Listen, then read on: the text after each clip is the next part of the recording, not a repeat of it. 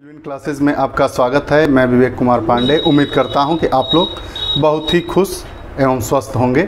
आइए आज पर्यावरण की अगली कक्षा, जिसमें हम महत्वपूर्ण विकास योजना एजेंडा एक्ट के बारे में पढ़ेंगे। आइए प्रारंभ करते हैं। कई परीक्षाओं में हम देखते हैं कि एक मार्क एक्ट क्या है या क्या होता है, इसमें क्या प्रदान किया जाता है। यह जो सिंबल एक मार्क का है वो किस कार्य के लिए दिया जाता है, किस क्षेत्र में दिया जाता है, ये आपको परीक्षाओं में पूछा जाता है। जारीकर्ता कौन होता है, एक मार्क एक्ट जारी कौन करता है, इसका गुणता प्रमाणन चिन्ह। ठीक। दूसरा है इको मार्क योजना। इको मार्क योजना कब प्रारंभ हुई, ये क्या है, इसमें कौन कौन सी चीज़ें उपबंधित है या अधिसूचित की गई है। ठीक। पहले एक मार्क एक्ट। एक मार्क एक्ट का फुल फॉर्म क्या है, agricultural produce grading and marketing act. एक मार्क एक्ट का फुल फॉर्म कई बार तो पूछ लेता है कि एक मार्क का पूर्ण रूप बताइए। 4 ऑप्शन रहेगा, उसमें जिस ऑप्शन में ये रहेगा कि एक मार्क पूरा नाम agricultural produce grading and marketing act. ठीक। दूसरी बात इसमें ये आती है कि ये कब अस्तित्व में आया। तो एक मार्क एक्ट जो है ये वर्ष 1937 में अस्तित्व में आया।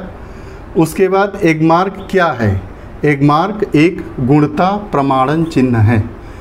एक मार्क क्या है, एक मार्क गुणता प्रमाणन चिन्ह है। और इसको जारी कौन करता है, एक मार्क को जारी करता है विपणन एवं निरीक्षण निदेशालय DMI, भारत सरकार। भारत सरकार। ठीक। संक्षेप में इसको कहेंगे कि एक मार्क एक्ट 1937 में अस्तित्व में आया, जो गुणता प्रमाणन चिन्ह है और भारत सरकार के विपणन एवं निरीक्षण निदेशालय द्वारा जारी किया जाता है। दूसरा इको मार्क योजना। इको मार्क योजना कब लागू की गई, इको मार्क योजना भारत में वर्ष 1991 में लागू की गई। इको मार्क योजना में इको मार्क जैसा कि नाम से ही आपको दिखता है, इको मतलब पर्यावरण। पर्यावरण को कई चीज़ें नुकसान पहुंचाती हैं। उन ऐसे वस्तुओं को जो मार्केट में आने के पहले, बाज़ार में लाने के पहले इको मार्क योजना के तहत कई वस्तुएं अधिसूचित की गई है, जिनसे उनका लाइसेंस लेना होता है। और गुणवत्ता, ये भी गुणवत्ता प्रमाणन एजेंसी है और इससे ही मान्य होने के बाद चीज़ें आती हैं मार्केट में। उसमें अपमार्जक, कागज़, प्लास्टिक और सौंदर्य प्रसाधन की जितनी भी वस्तुएं हैं, इको मार्क के तहत ही वो मार्केट में आती है। वर्ष 1991 में इको मार्क योजना को लागू किया गया था। तो ये प्रश्न पूछा जाएगा कि इको मार्क योजना भारत में कब लागू की गई, तो 1991 में। इको मार्क योजना के तहत अधिसूचित वस्तुएं कौन कौन सी हैं, तो इको मार्क योजना के तहत अधिसूचित वस्तुओं में साबुन, अपमार्जक, कागज़, प्लास्टिक, सौंदर्य प्रसाधन से संबंधित समस्त वस्तुएं आती हैं। देखिए अगला जो विनियम है 2011 में खाद्य सुरक्षा और मानक पैकेजिंग और लेबलिंग विनियम 2011 लागू किया गया। इसमें क्या है, इसमें ये है कि जो प्री पैकेज्ड खाद्य सामग्री हैं,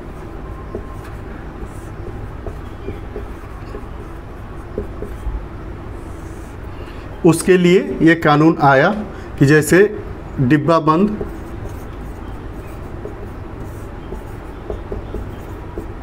दूध आता है, मिठाई, शाकाहारी वस्तुएं भी, शाकाहारी खाद्य सामग्री भी होती है और मांसाहारी भी। शाकाहारी और मांसाहारी कई प्रकार की डिब्बा बंद या प्री पैकेज्ड खाद्य सामग्री बाज़ार में उपलब्ध होती है। तो उनकी गुणवत्ता को सुनिश्चित करने के लिए कि जो मार्केट में उपभोक्ताओं को वस्तुएं मिल रही है वो पैक तो पहले से है उस पे नाम लिखा है, लोग उपभोक्ता अपना खरीद लेते हैं, लेकिन उसमें भीतर जो सामग्री हो वो स्वास्थ्यवर्धक हो, खाने में नुकसान न पहुंचाए, ज़्यादा अनुपयोगी न हो। इसके लिए भारत सरकार ने वर्ष 2011 में खाद्य सुरक्षा और मानक कानून लागू किया। वह विशेषतः पैकेजिंग और लेबलिंग वाली वस्तुओं के लिए ही था। इसमें जो प्री पैकेज्ड खाद्य सामग्री होती है उनके लिए सरकार ने ये कहा इस अधिनियम के तहत कि आप अपने डिब्बे के ऊपर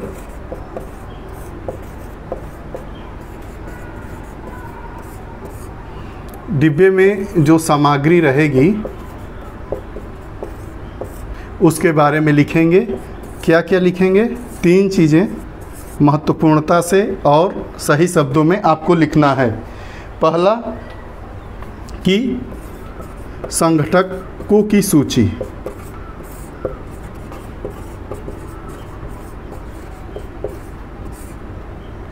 जैसे मान लीजिए कि मिठाई बनाई गई है तो मिठाई क्या क्या मिलाकर बनाया गया है उसकी सूची आप उस डिब्बे पे बाहर अंकित करेंगे ताकि उपभोक्ता पढ़े और ले। दूसरी क्या चीज़ उसमें शामिल की गई थी कि उसमें पोषण विषयक सूचना हो। जैसे आप देखे होंगे कि ये 100 ग्राम बिस्किट लेते हैं आप, तो उस पे लिखता है कि 100 किलो कैलोरी एनर्जी देगा या 50, जो भी उस पे लिखा रहता है वही पोषण विषयक सूचना होती है। और तीसरी बात उसमें ये कहा कि आपको लिखना है कि वो उत्पाद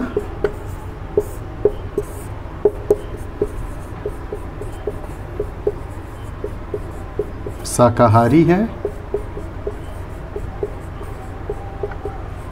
या मांसाहारी। ठीक, शाकाहारी है तो शाकाहारी लिखिए या हरे रंग का सिंबल दीजिए, या ये है तो लाल रंग का। आप देखते होंगे जो पैकेज्ड बिस्किट आते हैं या केक, उसमें यहाँ एक बिंदी होता है हरे रंग का और यहाँ बिंदी होता है लाल रंग का।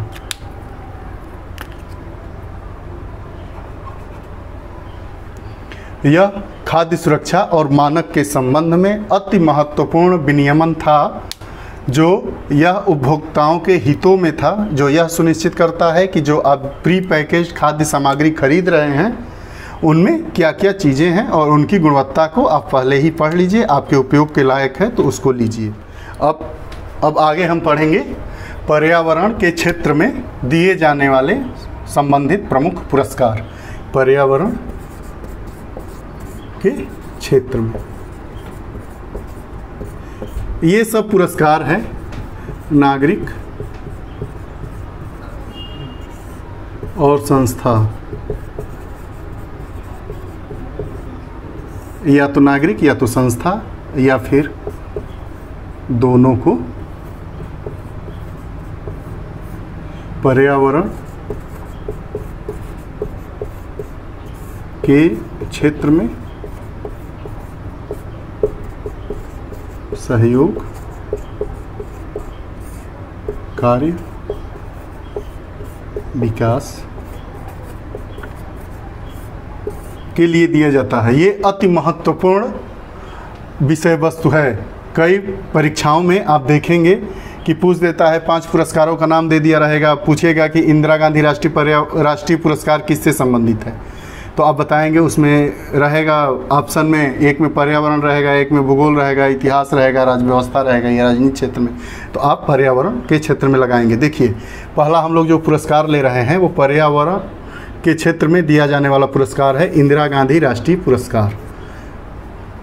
इंदिरा गांधी राष्ट्रीय पुरस्कार की स्थापना जो हुई वो वर्ष 1987 से वर्ष 1987 इंदिरा गांधी राष्ट्रीय पर्यावरण पुरस्कार की स्थापना वर्ष 1987 में हुई।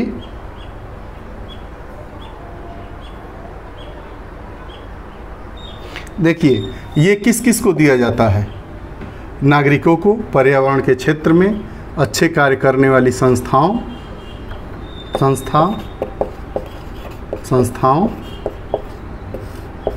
प्लस नागरिकों, ये दोनों लोगों को या किसी एक को भी दिया जा सकता है। इंदिरा गांधी पर्यावरण पुरस्कार वर्ष 1987 में यह स्थापित हुआ। वर्ष 1987 से प्रतिवर्ष यह पुरस्कार दिया जाता है। दूसरा महत्वपूर्ण पुरस्कार नॉर्मन बोरलॉग पुरस्कार, पर्यावरण के क्षेत्र में दिया जाने वाला दूसरा महत्वपूर्ण पुरस्कार नॉर्मन बोरलॉग पुरस्कार है। यह कृषि से संबंधित है।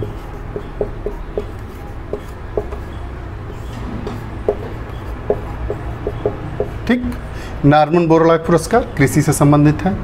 कृषि चूँकि पर्यावरण से संबंधित विषय है, इसलिए नॉर्मन बोरलॉग पुरस्कार कृषि के क्षेत्र में योगदान के लिए दिया जाता है। अगला पुरस्कार है आपका तीसरा राजीव गांधी पर्यावरण पुरस्कार।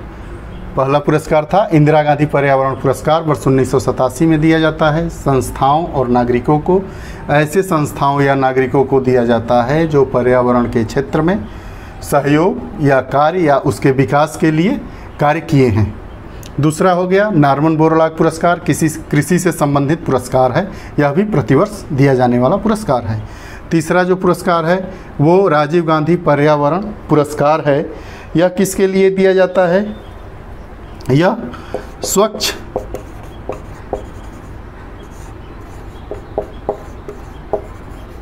प्रौद्योगिकी की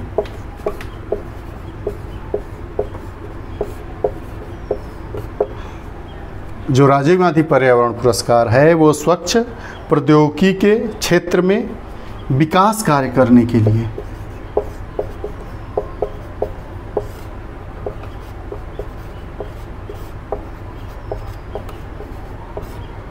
विकास कार्य करने हेतु दिया जाता है।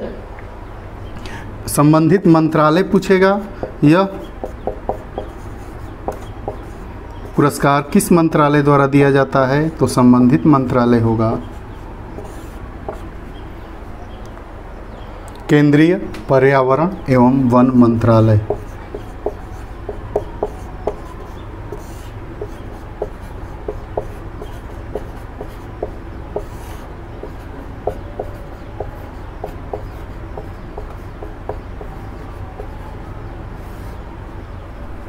देखिए, परीक्षा में 3-4 चीज़ें प्रमुखतः पूछी जाती है। उस वर्ष का किसको यह पुरस्कार दिया गया है, संबंधित पुरस्कार, ये पूछा जाता है, या वो तो जनरल प्रश्न हो गया है। इसलिए यह एक पूछने का एक नया तरीका विकसित हुआ है कि जो पुरस्कार दिया जाता है वो किस मंत्रालय द्वारा या किस संस्था द्वारा दिया जाता है। तो राजीव गांधी पर्यावरण पुरस्कार जो दिया जाता है वो केंद्रीय पर्यावरण व वन मंत्रालय द्वारा प्रदान किया जाता है। हाँ, देखिए, अब अगला पुरस्कार है ग्लोबल 500 पुरस्कार।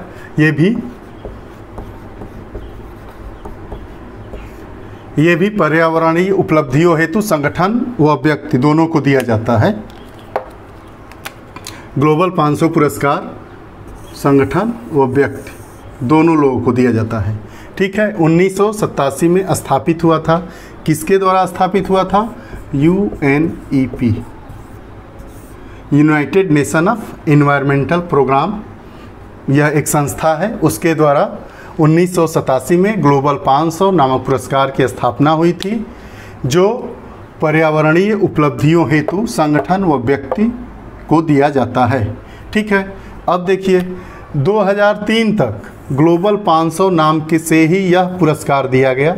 वर्ष 2003 तक ग्लोबल 500 पुरस्कार के नाम से ही इस पुरस्कार को दिया गया।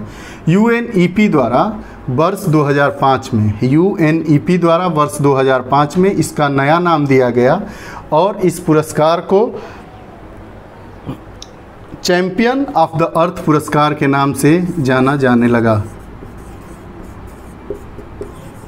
Champion of the earth. अब UNEP द्वारा जो 2003 तक ग्लोबल 500 पुरस्कार दिया गया, जो 1987 में स्थापित हुआ था। उसका नया नाम चैंपियन ऑफ द अर्थ हो गया है और यह 2005 से दिया जा रहा है। 5 से किसको दिया जा रहा है? तो संगठन व व्यक्तियों को जो पर्यावरणीय उपलब्धियों हेतु कार्य करते हैं। एक अंतिम महत्वपूर्ण पुरस्कार है टायलर पुरस्कार।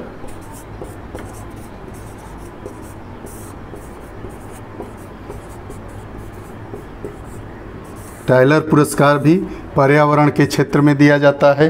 टायलर पुरस्कार पर्यावरण व पारिस्थितिकी के क्षेत्र में, पर्यावरण व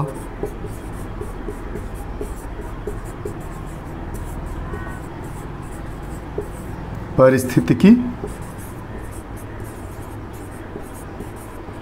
के क्षेत्र में योगदान हेतु।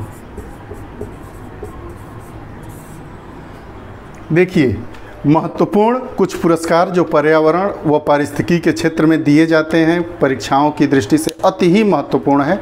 यह भले ही आप लोगों को साधारण विषय लग रहा हो, लेकिन आप किसी भी परीक्षा में आप जाएंगे, चाहे वो पीसीएस की परीक्षा हो या सीटेट की परीक्षा हो या राज्य स्तरीय शिक्षक पात्रता परीक्षा हो, आप किसी का भी पेपर विगत वर्षों का उठाकर अगर आप देखेंगे तो प्रतिवर्ष इस आज के संदर्भ से 2 या 3 प्रश्न आपको निश्चित ही रूप में मिलेगा।